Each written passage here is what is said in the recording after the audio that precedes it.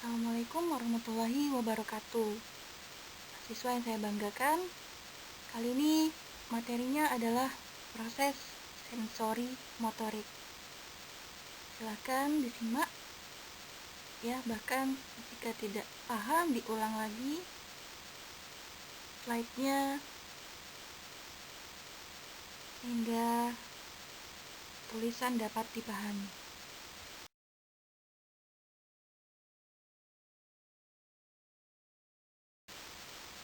Adapun capaian pembelajaran untuk materi kali ini, yang pertama adalah apa itu proses sensoris, ya.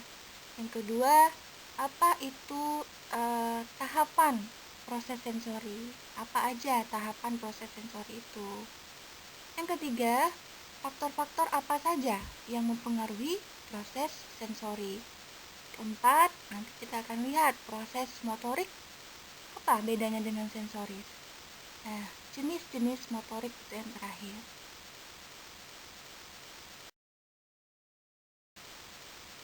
Oke, kita lihat di gambar ini, di slide ini ada gambar orang yang sedang membawi sesuatu, ya, dengan mata tertutup.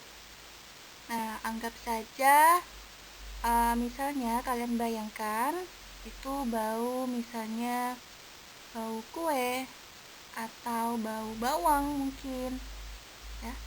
Dengan cara mata tertutup, namun dengan menggunakan hidung, ya, mungkin saja wanita ini mengenal benda apa yang sedang di hidungnya itu, gitu ya. Ini salah satu contoh proses sensori. Nah, kita lihat di sini pengertiannya ya. Proses sensorik atau sensoris sama ya tadi ya. Sensori adalah kemampuan untuk memproses atau mengorganisasikan input sensorik yang diterima. Nah, secara umum, proses sensorik juga dapat diartikan sebagai proses masuknya, ya, rangsangan melalui alat indera ke otak atau cerebral, kemudian kembali melalui saraf motoris dan berakhir dengan perbuatan. Proses sensoris ini disebut juga dengan pengamatan, yaitu gejala mengenal benda-benda di sekitar dengan mempergunakan alat indera, ya. Seperti yang kita kerjakan setiap hari pasti ada, ya, yang menggunakan alat indera. Ingat, alat indera kita ada berapa, ya. Oke, berikut alat indera yang terlibat dalam proses sensoris. Pertama, contohnya nih ya, cahaya, rangsangan. Timbul suatu rangsangan berupa cahaya atau stimulus. Kemudian diterima oleh reseptor. Siapa reseptornya atau penerimanya? Yaitu mata. Maka tentu kita melihat cahaya gitu ya. Perasaan sensitivitasnya yaitu suatu penglihatan. Begitu juga dengan suara. Suara ini reseptornya adalah telinga. Perasaan atau sensitivitas yang terjadi yaitu suatu pendengaran. Muncul suatu suara, ya, telinga itu mendengarkan. Kemudian panas dingin ya, terus adanya tekanan. Ini dapat diterima oleh kulit misalnya dengan melalui perabaan. Itu juga dengan gas. Muncul satu gas, mungkin kalian praktek di labor, semacam gas amonia ya, yang cukup kita kenal mungkin ya waktu praktik di sekolah. Ini diterima oleh hidung ya, dengan melalui perasaannya, itu disebut, kita biasanya menyebutkan penciuman. Bahan kimia. Nah, bahan kimia ini contohnya dari misalnya bumbu ya, ataupun bahan-bahan masakan lainnya yang diterima oleh lidah. Nah, ini juga akan dirasakan melalui pengecapan. Nah, kemudian kita lihat nih tahapan proses sensoris. Pertama, adanya penerimaan input, namanya ya, atau istilahnya registration. Individu menyadari adanya input, adanya suatu input. Kemudian orientasi, tahapan individu untuk memperhatikan input yang masuk. Misal nih, tadi ya, ada suatu cahaya yang kalian lihat, ya. Kemudian kalian menyadari cahaya itu datang dan kalian lihat. Kemudian diinterpretasi, interpretation, mengartikan input tersebut. Karena kalian pernah melihat, oh ada cahaya mungkin ya, tapi misalnya yang terlihat itu mungkin cahayanya berwarna biru misalnya. Kemudian diorganisasi, tahapan otak untuk memutuskan apakah memperhatikan atau mengabaikan input ini. Nah, misalnya ternyata cahayanya cahaya biru. Nah, nggak biasanya nih ada cahaya lewat tiba-tiba berwarna biru.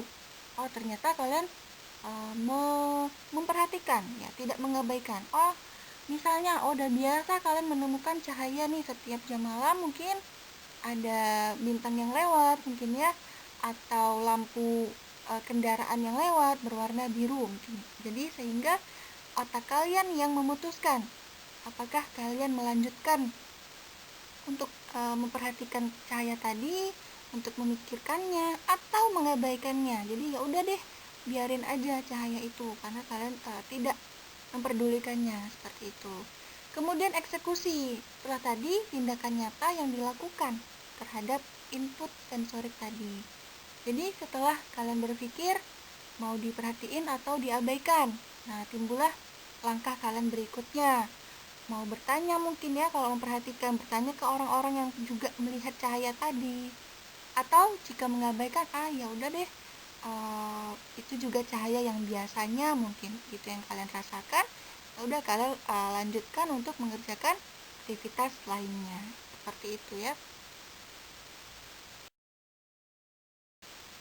Nah, jadi lanjutannya, proses sensoris itu diawali dengan pengamatan, yaitu gejala mengenal benda-benda di sekitar dengan menggunakan alat indera.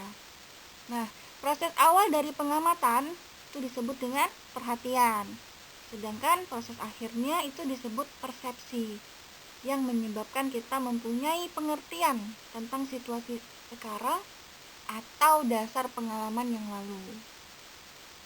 Pengamatan yang akan terjadi jika ada perhatian terhadap rangsangan dan ada stimulus yang mengenai alat indera, ya.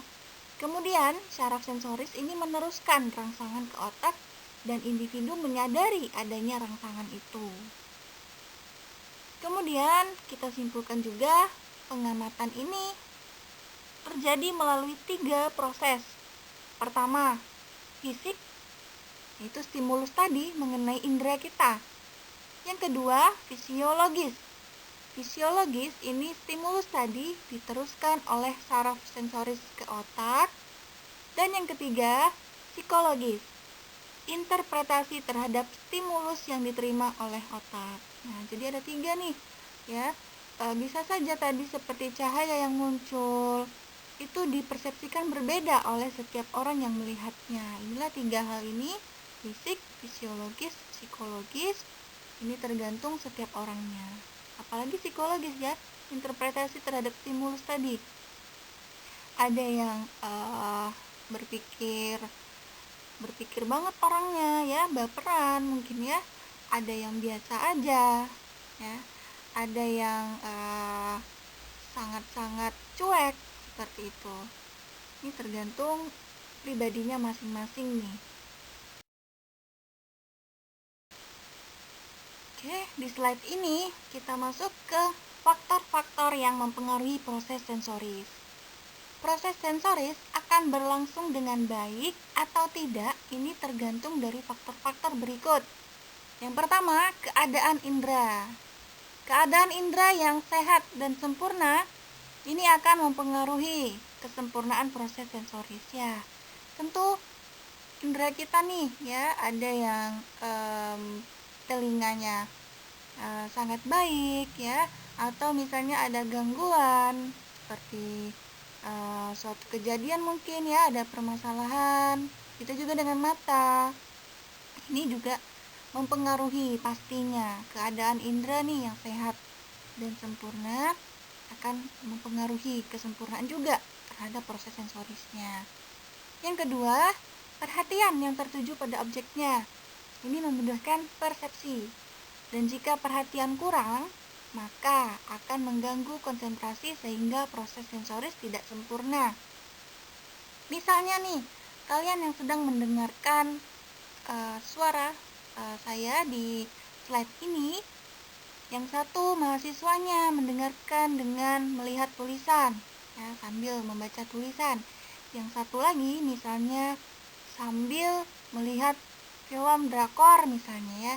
Nah, ini perhatian tertuju pada objeknya ini tidak sama fokusnya. Nah, tentunya proses sensoris menanggapinya tadi ingat yang di fungsi fisiologis ini interpretasinya juga bisa berbeda. Kemudian yang ketiga, rangsangan. Rangsangan yang sangat lemah ataupun yang sangat kuat akan mengganggu proses sensoris. Ini juga tergantung rangsangan itu. Misalnya juga ada hal-hal lain ya, seperti cahaya tadi. Ternyata cahayanya sangat kuat atau cahayanya cuma sekilas. Ini juga mempengaruhi proses sensoris tadi. Dan saraf dan pusat saraf dalam keadaan baik dan sehat. Ini tentunya yang kita lihat tadi ingat, yang sudah kita lihat, sudah kita hidu ya, kita cium dengan hidung misalnya, kemudian kita dengar dengan telinga, ataupun hal-hal yang kita raba. Nah, ini kan diteruskan tadi ke dalam otak kita ya untuk diinterpretasi sehingga muncul persepsi dan nanti tindakan. Ini bergantung nih kepada saraf dan pusat saraf kita yang ada di otak. Dia yang berpikir, tentunya ini berpengaruh sekali. Nah, proses sensoris yang terjadi pada seseorang secara realitas jika tidak berjalan dengan semestinya, ini bisa menimbulkan gangguan mental yang tercermin dalam perilaku. Contohnya adalah osilasi atau ayunan. Osilasi ini terjadi karena perhatian atau pengamatan yang mudah beralih, sehingga menyebabkan kesannya selalu berubah atau maknanya selalu berubah. Yang kedua, ilusi. Terjadi karena kesalahan persepsi, sehingga terjadi kesalahan kesan. Nah, hal ini disebabkan keadaan fisik misalnya ya, ada penyebab rangsangan yang keliru. Yang kedua, mungkin adanya kebiasaan mempercayai suatu objek yang serupa. Misalnya waktu malam-malam kalian lihat tebangan pohon pisang, namun karena sering melihat film horor, nah jadinya itu bisa terbayang yang lain misalnya. Kemudian harapan-harapan tertentu sehingga menimbulkan berbagai prasangka. Ini juga tadi ya kaitannya dengan apa yang kalian pikirkan, sementara kalian melihat objeknya berbeda. Nah, bisa saja itu sesuai dengan prasangka kalian.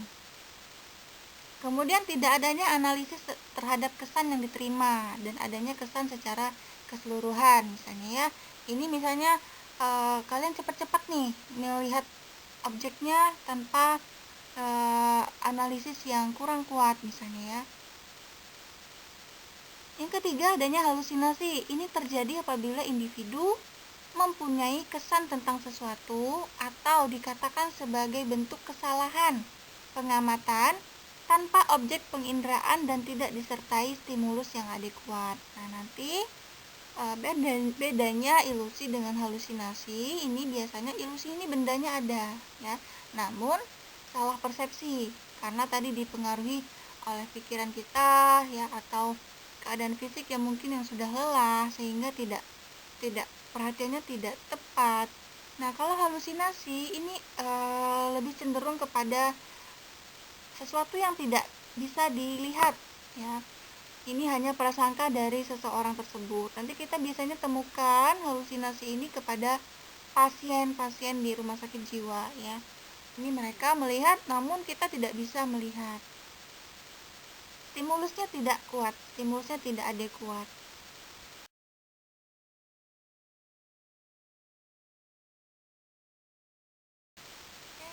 Sekarang kita masuk ke proses motorik. Motorik dapat diartikan sebagai suatu peristiwa laten yang meliputi keseluruhan proses-proses pengendalian dan pengaturan fungsi-fungsi organ tubuh, baik secara fisiologis maupun secara psikis, yang menyebabkan terjadinya suatu gerakan. Nah, proses motorik terjadi atas kerja beberapa bagian tubuh, yaitu saraf, otak, dan otot. Ketiga unsur ini melaksanakan masing-masing peranannya secara interaksi positif. Artinya, unsur-unsur yang satu ini berkaitan, saling menunjang, saling melengkapi dengan unsur yang lainnya. Untuk apa? Untuk mencapai kondisi motoris yang lebih sempurna keadaannya. Pada proses motorik terjadi peristiwa yang tidak dapat kita amati secara pertahapannya, ini berlangsung secara cepat ya. Mulai dari penerimaan informasi, pemberian makna terhadap informasi, pengolahan informasi tadi ya oleh otak, kemudian proses pengambilan keputusan, dan dorongan untuk melakukan berbagai bentuk aksi-aksi motorik lainnya. Proses motorik ini merupakan keseluruhan yang terjadi pada tubuh manusia, yang meliputi proses pengendalian atau koordinasi dan proses pengaturan kondisi fisik yang dipengaruhi oleh faktor fisiologi dan faktor psikis untuk mendapatkan suatu gerakan yang baik. Artinya tadi ingat ya, ada saraf, ada otak, dan ada otot. Ya, ini berkaitan juga. Kalian misalnya berpikir ya, sudah mulai lapar misalnya ya, terus perut kalian itu serasa sakit. Nah, itu difikirkan oleh otak. Oh, ternyata saya belum makan. Nah, timbullah tadi ya pengolahan informasi, penerimaan informasi, pemberian makna tadi udah, terus diolah lagi di otak, dan proses pengambilan keputusan. Oh iya, saya ternyata belum makan dan saya sekarang mau makan, dan itulah otot kalian bergerak untuk mencari makan. Motorik ini berfungsi sebagai motor penggerak yang terdapat di dalam tubuh manusia. Motorik dan gerak itu tidak sama, namun tetap berhubungan. Persamaannya apa? Setiap proses yang terjadi di dalam tubuh manusia itu menghasilkan gerak. Sedangkan perbedaannya, motorik ini tidak dapat dilihat tetapi dapat dirasakan. Berbeda dengan gerak yang dapat dilihat dan diamati. Proses motorik ini juga menghasilkan gerakan yang dinamakan gerakan motorik. Gerakan motorik suatu istilah nih yang digunakan untuk menggambarkan perilaku gerakan yang dilakukan oleh tubuh manusia. Pengendalian motorik biasanya digunakan dalam bidang ilmu psikologi, fisiologi, neurofisiologi maupun olahraga. Pada tubuh manusia terdapat 3 komponen utama yang berperan dalam proses gerakan. Yang pertama ada namanya analisator. Ini alat penerima rangsangan, sama seperti tadi ya. Ada mata, ada akustik, itu telinga, ada taktil, perasa atau kulit, dan semua yang berhubungan dengan stimulus. Jadi tetap butuh yang namanya panca indera tadi ya. Kedua, kinestetik adalah alat penerima rangsangan yang berbentuk saraf dan otot yang terdapat pada tubuh manusia. Ketiga, ada namanya vestibular. Ini perasaan gerak yang terletak di dalam telinga. Kemudian kita masuk ke jenis-jenis motorik. Pertama, gerakan motorik itu bisa berupa gerakan involuntir. Namanya ya, gerakan yang tidak dikendalikan oleh kehendak. Contoh, detak jantung, gerakan peristaltik usus. Nah, ini apakah kita bisa merasakan gerak-gerak dari organ-organ kita yang ada di dalam tubuh kita? Tentunya kita tidak bisa mengendalikan ya. Ini juga masuk kepada gerakan involuntir. Kedua, gerakan volunteer, gerakan yang dikendalikan oleh kehendak. Misalnya kita berbicara, ya kita mau bicara atau enggak, itu kita bisa menyadari. Kita mau menendang bola, kita mau berjalan, ya kita mau mengambil sendok, mengambil piring, dan lain-lain, ini bisa kita kendalikan dengan kehendak. Ketiga, gerakan refleks. Gerakan refleks ini timbul nih sebagai akibat adanya stimulus reseptor di dalam tendon ya, jaringan otot atau kulit atau selaput lendir, mata ataupun telinga. Misal Pupil mata nih akan mengecil ketika terkena cahaya yang terang. Ya. Kaki terangkat ketika lutut dipukul dan lain-lain ya. Ini refleks nih. Ya, pupil kita kalau ada cahaya pasti silau ya. Tentu kita akan menghindarinya. Kemudian terdapat berbagai jenis gerakan motorik lainnya seperti gerakan motorik halus. Kalau motorik halus, ini jenisnya seperti menulis, merangkai, melukis, ya, bercinjit, atau yang lainnya. Kalian bisa cari contoh lain. Kemudian kalau motorik kasar itu seperti apa? Berjalan, ya, merangkak, memukul, dan mengayunkan tangan, ya, yang lebih gerakannya nih yang lebih banyak nih, yang lebih besar, yang lebih bisa terlihat gerakannya, ya, lebih banyak gerakannya dibandingkan menulis, ya kan, hanya di atas meja menulisnya. Kalau berjalan kan sudah menggunakan otot-otot yang banyak. Kemudian kita balik lagi ya di tahapan yang materi yang terakhir, sebagian materi terakhir. Apa hubungan sensori dengan perilaku? Nah, proses sensori menyebabkan manusia ini dapat mengenal alam di luar dirinya. Pastinya ya, yang berguna untuk apa? Untuk mengembangkan dirinya sebagai makhluk sosial. Pasti yang kita jalani sehari-hari, setiap hari ya, dengan mata melihat berita, misalnya mendengarkan juga telinga kita beritanya apa, misalnya ya. Ini tentu membuat manusia tersebut untuk bertahan di dalam satu kehidupan, ya, dan juga bersosialisasi dengan makhluk sosial lainnya, makhluk lainnya. Akibat dari proses sensori ini, manusia dapat berperilaku dalam bentuk berikut ini. Nah, dalam psikologi kita kenal ada namanya fantasi, yaitu suatu daya untuk menciptakan sesuatu yang baru. Menurut kejadiannya, ada fantasi yang dipimpin oleh akal dan kemauan disebut fantasi aktif, dan ada pula fantasi yang tidak disadari, fantasi pasif. Dengan fantasi ini, manusia dapat menciptakan sesuatu yang baru, bersimpati kepada sesama manusia meskipun jauh, mengikuti perjalanan sejarah walau sudah lampau, dan menghilangkan perasaan duka ke dunia indah. Nah, fantasi ini kalian membayangkan ya, membayangkan apa nih, misalnya waktu nih mengikuti perjalanan sejarah, kalian baca buku sejarah ya, kalian pahami, kalian akan dapat merasakan ya, walau sudah lampau mungkin, atau kalian bercerita nih sesama teman waktu SD-nya bagaimana dulu, waktu TK-nya bagaimana dulu. Nah, ini sudah lampau tapi kalian bisa membayangkan ya, berfantasi ke sana. Begitu juga dengan yang lainnya nih, menghilangkan perasaan duka ke dunia indah. Misalnya ya, kalian misalnya lagi sedih, misalnya ya, lagi nggak bisa kemana-mana, misalnya ada sesuatu hal yang menyebabkan kalian terhambat. Nah, kalian bisa berfantasi nih, melihat film mungkin ya, membayangkan apalagi membayangkan, misalnya yang cewek-cewek biasanya suka drakor, membayangkan ke sana misalnya ya, ke Korea dengan keindahannya yang bagus misalnya ya, atau fantasi-fantasi lainnya yang bisa membuat kalian membawa perasaan kalian itu ke perasaan yang lebih baik. Oke, yang kedua yaitu berpikir. Tadi ya, hubungan sensori dengan perilaku tentu akan menyebabkan kita berpikir, yaitu gejala jiwa yang dapat menghubungkan pengetahuan yang dimiliki manusia.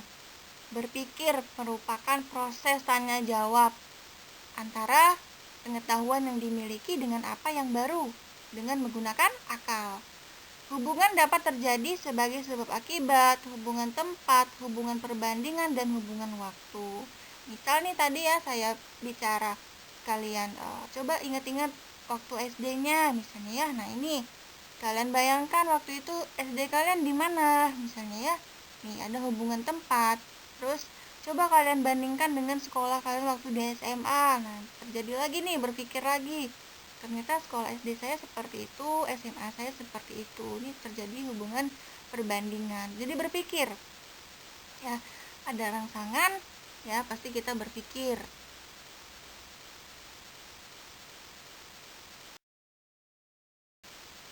Dan yang ketiga adanya perasaan. Pasti dengan adanya sensori kita pasti mempunyai suatu perasaan, yaitu pernyataan jiwa yang dapat mempertimbangkan dan mengukur sesuatu menurut rasa senang atau tidak senang, sedih, gembira, dan sebagainya. Ya. Nih, kalian lihat nih emot yang di sebelah kanan ya, berbagai macam nih. Di mana perasaan kalian sekarang? Nah, ya, itu dari suatu stimulus pasti kita memiliki perasaan tertentu terhadap stimulus yang terjadi ke kita tadi.